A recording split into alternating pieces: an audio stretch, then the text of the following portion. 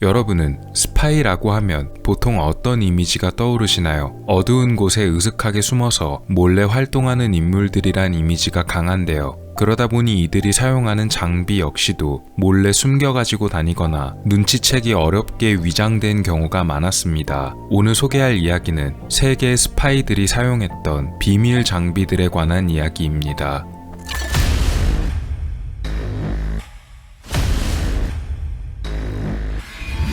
기다란 원통형으로 생긴 이 도구는 미국의 CIA 요원들에게 지급된 장비입니다. 냉전 시기에 지급된 장비였는데요. 마치 시가라 불리는 담배처럼 보이기도 하고 어떻게 보면 필름통처럼 보이기도 합니다. 과연 이 장비의 용도는 무엇이었을까요? 이것은 바로 여러가지 도구가 안에 들어있는 요원 전용 툴키트였다고 합니다. 돌려서 열면 안에 작은 칼이나 송곳을 비롯해 작은 드릴 모양의 도구까지 들어있습니다. 해외에서 작전을 벌이다가 붙잡힌 요원들이 이 안의 도구들을 사용해서 바깥으로 탈출하게끔 사용되었다고 하는데요. 문제는 이 키트를 보관하는 방법이었습니다. 몸에 지니고 다니기는 해야 하는데 주머니 등에 넣고 다니면 당연히 뺏길 위험이 컸기에 요원들이 몸속에 넣고 다니게끔 만들어졌습니다. 바로 항문을 통해 집어넣는 방식이었습니다. 겉에 매끈한 기름이나 식용유를 바른 다음에 체내에 집어넣는 방식을 사용했다고 하는데요.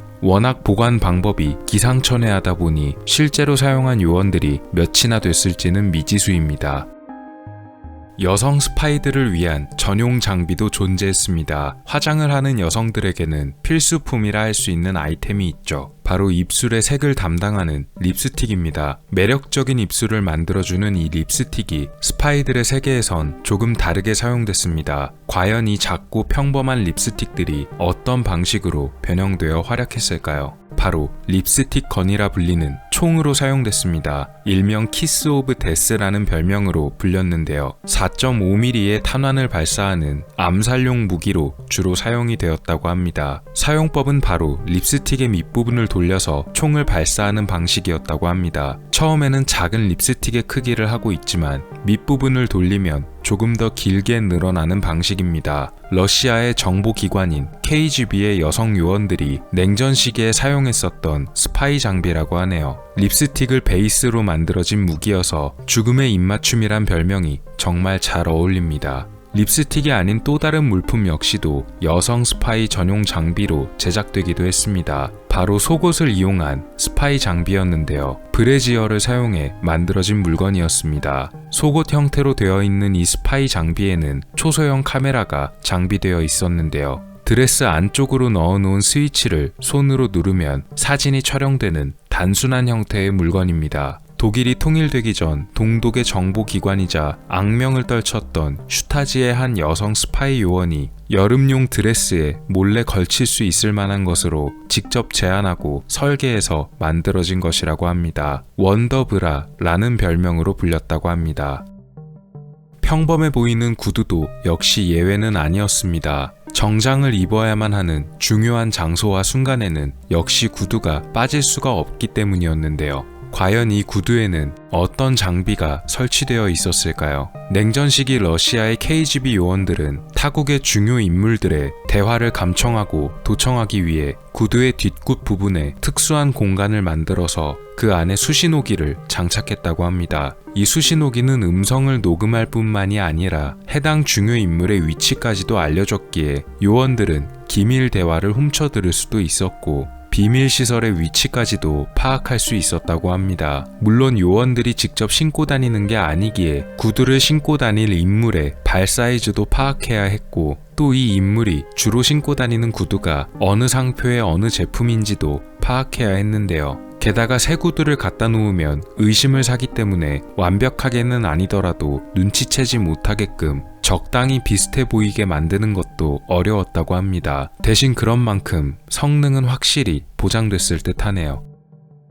사람들이 손에 들고 다니는 신문 역시도 스파이들이 들면 평범한 신문이 아니게 됐습니다. 냉전 시기 스파이들이 말아쥐고 다니던 신문들은 위험한 무기를 감춰뒀기 때문인데요. 바로 돌돌 말아놓은 신문 안에 넣어둔 암살용 무기가 존재했었기 때문입니다. 이 장비는 두 발의 탄환을 발사하는 총이었으며 탄환으로는 청산가리가 묻은 특수한 탄환을 썼습니다. 실제로 이 장비를 통해서 암살된 인물이 역사적으로 2명이나 존재했었습니다. 이 무기를 사용했던 것은 전 KGB 요원이었던 보그단 스타신스키라는 요원이었습니다. 그는 이 특수한 총을 이용해서 1950년대 소련의 독재 정권을 비판하던 반소련 인사인 레프 레베트와 스테판 반데라를 암살하는 것에 성공했습니다. 보그단은 이 2건의 암살 성공을 통해서 소련 정부로부터 훈장을 수여받기도 했으며 그의 활약을 눈여겨본 정부에 의해 또 다른 암살을 의뢰받기도 했는데요. 소련 정권의 반기를 들었던 또 다른 인물인 야로슬라프 스테츠코를 암살하는 지시를 부여받았지만 알 수 없는 이유로 인해서 그를 없애는 것에는 실패하게 되고 말았습니다. 말아준 신문 안에 넣고 다니기만 하면 되며 암살 성공 확률도 굉장히 높은 무기였기에 냉전 시기에 다양하게 사용되었다고 전해지는 위험한 스파이 무기 중에 하나입니다.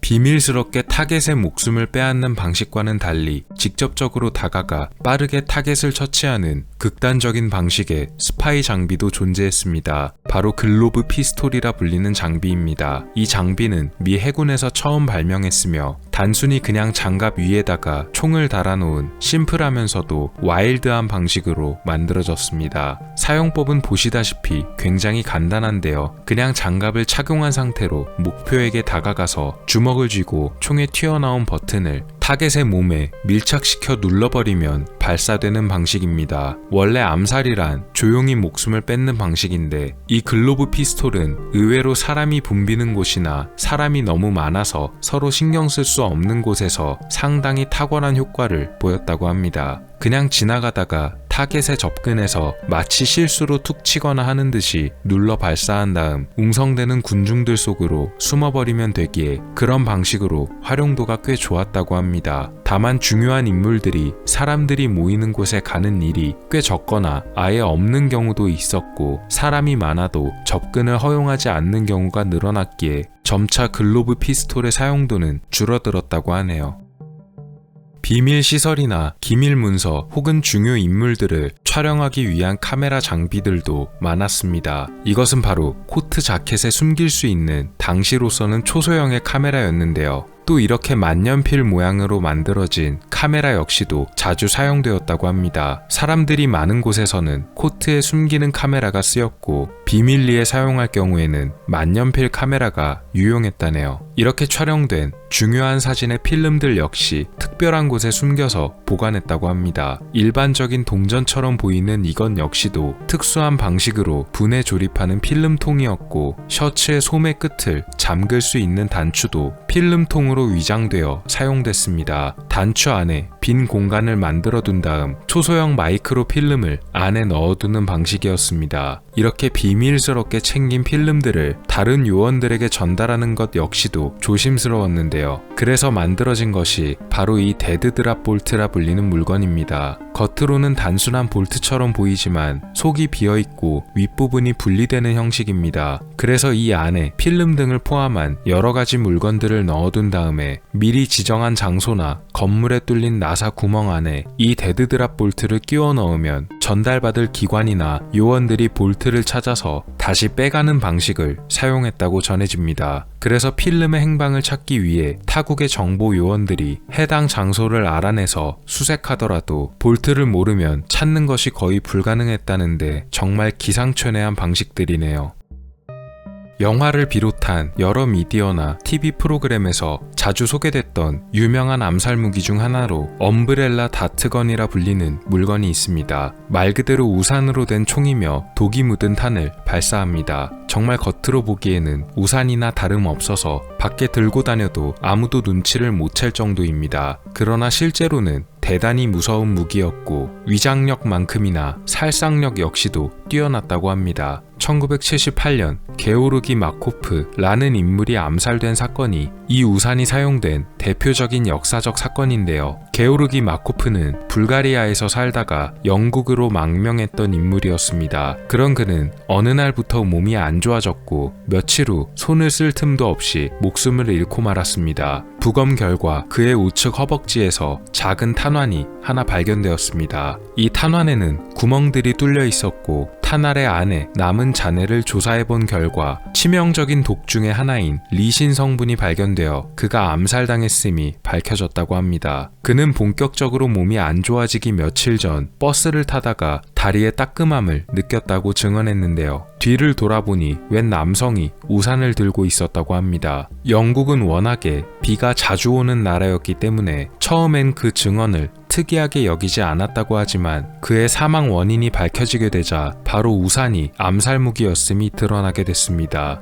불가리아 정권의 청부를 받았던 소련의 정보기관이 배후일 것으로 예상됐습니다. 이 사건 이후로 이 우산형 암살 무기는 불가리아 엄브렐라라는 별명을 얻기도 했습니다.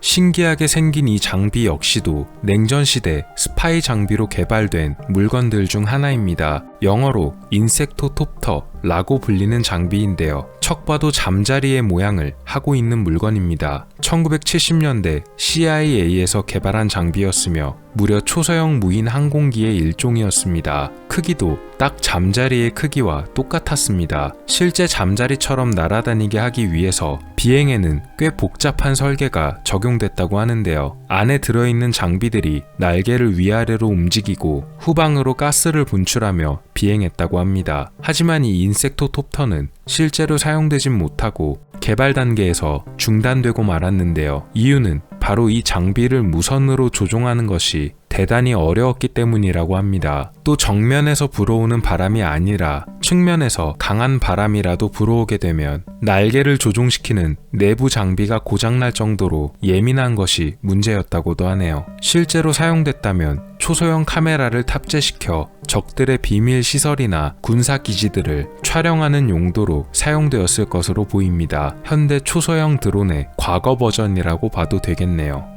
이처럼 스파이들의 세계에는 상상을 뛰어넘을 정도의 장비와 무기들이 여럿 존재했습니다. 기술이 발전하기 전의 장비들이었으니 아마 지금은 훨씬 더 정교하게 만들어질 듯 합니다. 세계의 스파이 장비들에 관한 이야기였습니다. 오늘 미스터리 어떠셨나요? 여러분의 구독과 좋아요의 힘으로 다음에도 재밌는 미스터리로 찾아오겠습니다. 미스터리 큐브였습니다. 감사합니다.